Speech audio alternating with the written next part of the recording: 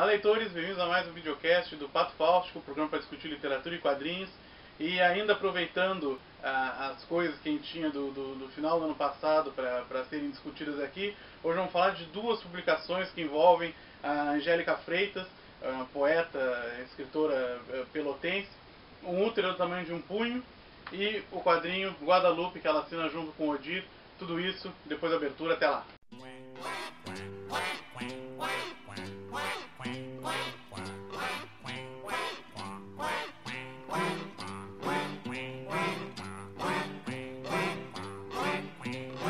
Lá vem o pato, patati, patacolá. Lá vem o pato para ver o que há. Bom, Angélica Freitas, ela é uma escritora pelotense, nascida em 1973. Ela se formou em jornalismo e se mudou para São Paulo, depois viajou para outros países e agora ela se encontra de novo em Pelotas, reside lá. E ela começou publicando numa antologia que foi publicada na Argentina, na realidade, e depois estreou em livro próprio nesse livrinho aqui da Cossack Naif, Milkshake, que já inclusive traz algumas características que vão retornar no Útero do Tamanho de um Punho, que é o nosso foco de hoje. Bom, a epígrafe desse livro é da famosa canção Genie dos Piratas, né, o Genie dos Piratas, que é da peça do Bertolt Brecht, né, a Ópera dos Três Vinténs, musicada pelo Kurt Weill, espero que seja assim que se diga o nome dele, e que na realidade é uma canção famosa que inspirou uma série de outras canções, como por exemplo a Genie Zeppelin do Chico Buarque, que integra uma peça que é a Ópera do Malandro, que se baseia na Ópera dos Três Vinténs, entre outras coisas, né? E na realidade tem um momento dessa canção que a Genie está esperando que um navio de piratas destrua a cidade que ela reside, que ela diz, né, um navio de piratas com 50 canhões à porta no cais. É justamente essas três versos da canção que formam a epígrafe do Útero do Tamanho de um Punho, que de uma certa forma já mostra a necessidade feminina, essa força de uma personagem feminina muito popular e também essa necessidade de explodir tudo, né, de uma certa forma começar tudo do zero. Isso tem muito a ver com a intenção da Angélica Freitas, que é visitar uma série de estereótipos, de lugares comuns sobre a mulher, principalmente na sociedade atual, e ela vai fazer isso usando uma estratégia que foi canonizada principalmente pelos primeiros modernistas e depois vai retornar, né, principalmente na geração da década de 60 e 70, que é a informalidade, né, e o uso de ditos populares, de xistes, né, de frases feitas, enfim, de todo tipo de frase que de uma certa forma circula no âmbito oral, no âmbito popular, para justamente descompor esses modelos assim dogmáticos que estão associados à feminilidade ou associados à figura da mulher. Então, a linguagem toda ela tenta essa descompostura, tenta de uma certa forma subverter alguns padrões já assimilados pela cultura, e isso vai de uma certa forma influenciar várias técnicas da poesia da Angélica Freitas, como por exemplo as rimas, que vão surgir aqui muito mais nesse sentido, ou seja, de desconcertado, que no sentido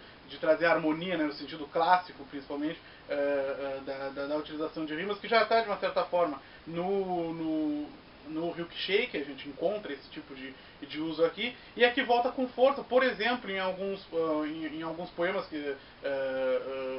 como um que é só um dístico, em que ela diz assim, na página 39, diz-me com quem te deitas, Angélica Freitas, né? O poema é esse, então ela usa essa repercussão, essa repetição sonora para dar uma destabilizada no leitor. Em alguns outros textos pontuais ela vai voltar a isso, como por exemplo, às vezes até quase cacofônico, né? Então tem um trecho na página 46 que ela diz: todos os amigos têm um amigo gay que tem uma mulher, que o chama de Fred Astaire, né? E então é um outro tipo de estratégia lírica para, de uma certa forma, dar essa ideia de subversão, né, de reorganizar os valores, né. E ela também investe em momentos tragicômicos da mulher na sociedade atual, também geralmente repletos de humor, como por exemplo na página 18, um poema diz: já uma mulher estranhamente bonita pode ganhar flores e também pode ganhar um automóvel, mas um dia vai, com certeza, precisar vendê-lo. Tem um outro trecho da Mulher em Construção, que é um dos melhores poemas do livro, em que ela diz assim: particularmente sou uma mulher de tijolos da vista, nas reuniões sociais, tendo a ser a mais mal vestida. Digo que sou jornalista. Isso na página 45. Então, a partir desse texto me dá para perceber um ponto forte do livro e também um ponto fraco, que é o que a maior parte da crítica vem apontando, que é justamente o uso, às vezes, excessivo desse humor, dessa despretensão do verso, que se por vezes formam o ponto forte do livro, às vezes são um ponto fraco, na medida em que que ela usa em alguns momentos soluções mais facilitadas e acomoda às vezes questões muito complexas em certas passagens, felizmente na menor parte dos casos, né? Esse livro é dividido em 7 partes, cada uma delas pensando um aspecto, né, da questão da mulher, como se o Poema de Sete Faces do Drummond fosse um livro inteiro, né?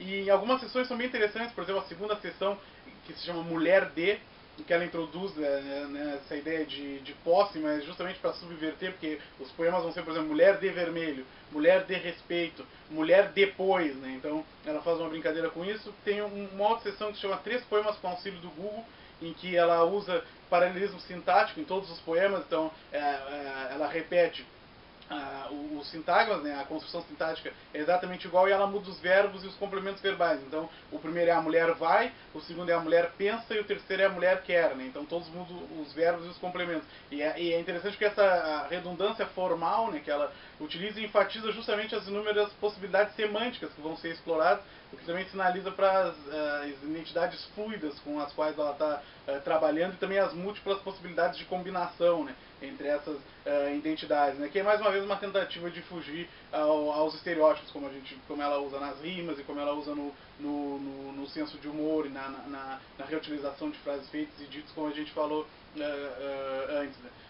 Bom, a própria ideia de gênero, ela é, de uma certa forma, ela é repensada na medida em que, por exemplo, Útero da Diadorim habita uma dos vários poemas do livro, né? Então até isso é posto em questão. E, obviamente, para estabelecer essa complexidade, ela usa algumas estratégias bem interessantes. Eu vou usar exemplos desses 3 poemas com o auxílio do Google para comentar. Por exemplo, ela mistura questões universais e com questões generalizadoras, né, e específicas, como, por exemplo, na página 70, que ela diz assim, ó, a mulher vai ganhar um lugar ao sol, a mulher vai poder dirigir no Afeganistão, né? Então, que mistura uma questão muito mais geral, muito mais universal, uma muito mais específica. Ela mistura estereótipos a frases que não têm sentido algum, como por exemplo na página 71, a mulher pensa com o coração, a mulher pensa de outra maneira, né, em que não há uma base, né, para que se possa medir essa mulher. E, obviamente, paradoxos, né? O livro é repleto de paradoxos. Então na página 72 ela diz,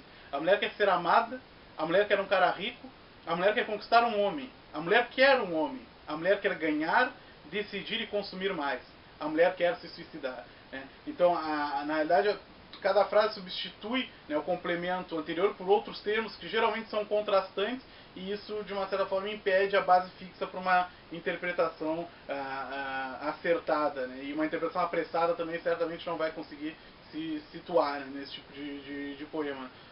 O livro também tem algumas ótimas imagens. A minha preferida é quando ela fala de uma senhora que parece uma serpente com a boca cheia de colgate. Vou deixar essa como um gostinho de quero mais para quem quiser ler um livro. E um último ponto super interessante é o projeto que há por trás, né, desse projeto maior, né, de tratar as questões da mulher, fugir dos estereótipos e tal, que é o diálogo com o contemporâneo, a necessidade de estabelecer o diálogo com o contemporâneo, que às vezes é explicitamente posta no poema, como por exemplo o poema Metonímia, na página 52, em que ela diz: queria escrever um poema bem contemporâneo sem ter que trocar fluidos com o contemporâneo, né? Então, essa necessidade de convocar o tempo simultâneo a si mesmo, mas ao mesmo tempo tentando escapar à pericividade que tem todo texto datado, né? O Otávio Paz, ele, num livro clássico, que é Os Signos em Rotação, em determinado momento ele diz que certa vez os poetas, principalmente os poetas dessas gerações mais novas, eles desconfiados com o devido histórico, eles tentam simular o tempo de um eterno presente, o que poderia, na opinião do Paz, reconciliar esses poetas com a própria comunidade, né? Algo que depois dos excessos da vanguarda ficou um pouco difícil, né? E a Angélica, eu acho que trabalha um pouco nesse sentido, tentando, principalmente porque ela tem uma dificuldade muito específica, é trabalhar com 2 gêneros, né? O biológico, que tem as suas fases, que tem né, o seu devir histórico, e o gênero literário, que também tem a sua temporalidade específica. E parece que o uso do contemporâneo, da próprio tom contemporâneo, da própria oralidade contemporânea, parece ser um refúgio, pelo menos provisório, para a lírica da Angélica Freitas. Vamos ver se ela vai conseguir estabelecer um link com as próximas gerações. Isso, por enquanto, não dá para saber. Mas fica a indicação. O Útero do Tamanho de um Punho é uma das grandes publicações do ano passado, e vale a pena dar uma conferida. Bom, agora vamos falar de outro trabalho que a Angélica Freitas participou, dessa vez ao lado do Odir. Odir, um desenhista também de Pelotas, né? Aqui o roteiro é da Angélica Freitas e os desenhos são do Odir, num projeto que a Companhia das Letras vem fazendo há algum tempo, de juntar um escritor a um desenhista, como já aconteceu no Cachalote, que também é uma ótima indicação, procurei, que é com o Daniel Galera e o Rafael Coutinho. Bom, o Odir, né, ele já tinha lançado esse álbum aqui, que é maravilhoso, indicação máxima do Pato Fausto, esse Copacabana, como a crítica já descreveu, né, uma espécie de um noir, né, se passando em Copacabana, e usando, de uma certa forma, usando todo o imaginário da localidade, né, os malandros, as prostitutas, para compor um quadrinho excepcional. A gente não vai falar dele hoje, roteirizado pelo Lobe, com desenhos do Odir. E agora ele volta nesse projeto sobre a Guadalupe. A Guadalupe é a personagem que dá, essa que está na capa, que dá nome ao álbum. Ela está no 30º aniversário dela, aguardando um sopro de vida, né, pro cotidiano dela. É interessante que começa numa imagem simbólica disso, que é um engarrafamento em que ela está presa. Então essa imagem da estagnação e do marasmo, né, de uma certa forma se complementa. E ela está um pouco incomodada porque ela trabalha no sebo do tio, que não é qualquer tio, na verdade é uma travesti, né, chamada Minerva, e isso já, né, introduz um pouco do incomum, né, que depois esse álbum vai explorar bastante. E na realidade tudo muda, né, o estopim de tudo é quando a avó dela, a avó Elvira, né, que é uma velhinha radical que percorre a cidade numa scooter, ela bate com a motocicleta num carro de tacomóvel na rua e morre. E aí é interessante que essa imagem, de uma certa forma, vai representar ao lado de outras o álbum, que é a vivacidade da velhinha, né, e ao mesmo tempo, né, aglutinada com a velhice, né, e com a morte, que esse álbum vai trabalhar todo mundo, momento essa dicotomia entre vida e morte, como na morte pode haver vivacidade e etc. Então,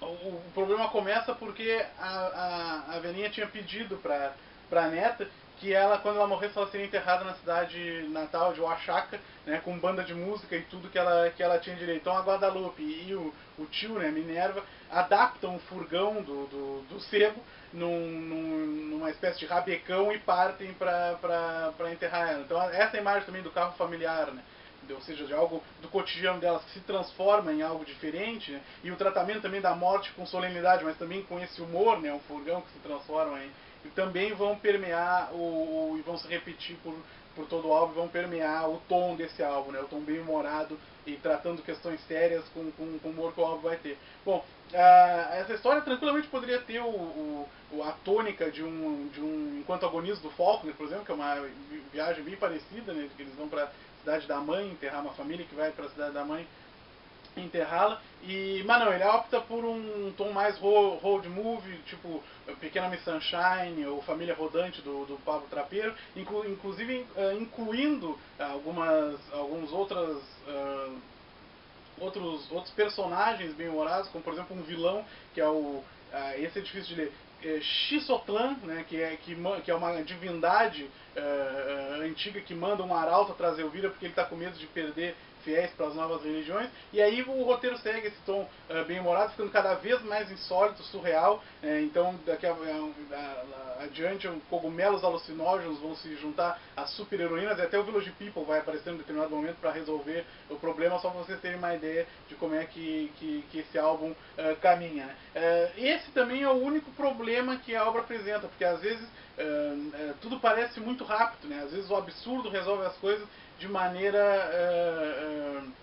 muito rápida, e isso obviamente não atrapalha a diversão, mas dá vontade de que as coisas fossem um pouco mais desenvolvidas, que também não deve ser uma um elogio ao álbum, porque daria vontade de ficar um pouco mais em algumas questões. O próprio Arauto, enviado pelo Deus, é um personagem que poderia ter sido mais explorado e isso não acontece. Bom, com relação ao traço do Odir, o Odir de novo está excepcional, o álbum é todo feito em preto e branco, e ele explora bastante um tipo de tradição pictórica, que é a tradição não linear, principalmente vinculada ao barroco, né, que o desenho não tem um eixo orientador, né, e o olho se perde nas formas. Então, após observar uma determinada forma no desenho, o olho se move contiguamente para as outras, quase sem controle, né, porque o contorno dos personagens são muito instáveis e, ora, eles se fundem com a frente do plano e às vezes eles se confundem com fundo, e isso acaba misturando os planos do desenho, né, a hierarquia dos planos do desenho, que também é uma característica vinculada a essa tradição barroca da pintura mesmo, né? E além disso, o preenchimento é muito mais valorizado que o contorno, né? O contorno é muito estável, muito volúvel, e justamente serve como signo de um mundo também instável, um mundo insólito, em que predomina o absurdo, né? Que predomina o que transgride, o que transcende a matéria, né? E obviamente, para retratar esse mundo em que a matéria a qualquer momento pode se transmutar em mítico ou no fantástico, essa escolha de traço ela é perfeita. Alguns outros pontos altos são a expressividade dos personagens, que também é ótima e tem boas saídas, inclusive incluindo as letras e os balões, vocês devem estar vendo aí alguma coisa nesse sentido. E além das hipérboles também, que em alguns momentos ajudam a construir os personagens pelo exagero. Esse álbum é bastante hiperbólico, bastante exagerado. Isso de uma certa forma ajuda a compor o tom geral da obra. Bom, tudo isso ajuda a compor, né, seria essa fábula, né, em que começa num cenário bastante cotidiano, bastante comum, mas que já estava desde o início a um passo do absurdo, e o despertar para as coisas, né, do mundo e para a aventura é justamente o momento que se opera essa metamorfose entre o cotidiano e a fantasia, entre a rotina e o surreal, e isso é feito muito bem tanto pelo roteiro quanto pelos desenhos do Odir. Então também fica a indicação, vale a pena, publicado pela Companhia das Letras, e o Ultra também de um punho pela Cosac Naif. Comente aí, curta as nossas coisas, curta a página, a gente tem o canal, se você quiser entrar para receber as atualizações. Comente aí se gostou, se não gostou, aí mesmo que tem que comentar, a gente quer saber o que a gente está fazendo de errado para poder melhorar nos próximos programas. E, enfim, fale com a gente, que a gente está aqui para isso. Tem textos sobre os 2 textos lá no blog também disponíveis, como sempre. Até o próximo videocast. Tchau. Eu não acredito, mas eu sei que um dia vou sair daqui. Certa noite um grito vai se ouvir e você só perguntar quem foi que gritou no cais. Vão me ver lavando os copos e sorrindo. Vão perguntar por que é que ela sorri.